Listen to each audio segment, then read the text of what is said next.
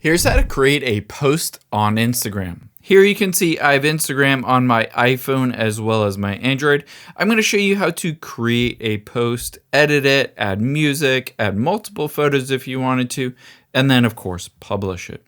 So the first thing you're going to do is tap on your profile button at the bottom right.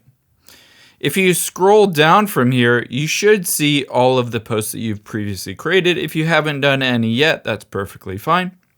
And to create your first post, we're going to tap on the plus button at the top left here. After you've done that, you can see an option for Reels, which is basically uploading videos. Create on edit, post, stories expire after 24 hours. You can add highlights, live, etc. However, in this case, let's tap on post here. And you can see it automatically pops up with the camera roll, which it might be perfectly fine. You might want to just select a camera roll photo, or you can tap on camera and you can take a photo or video right there in the moment. So let's say on my iPhone, I'm going to take a photo, and on my Android, I'm going to upload multiple photos. To upload multiple photos, just tap the select button and then select multiple different photos. And from there, you can just tap the next button at the top right. Now you'll see it looks fairly similar. Again, this one I took from the camera. This one I uploaded. From there, I can add a song. I can add text, overlays, filters, or edit them.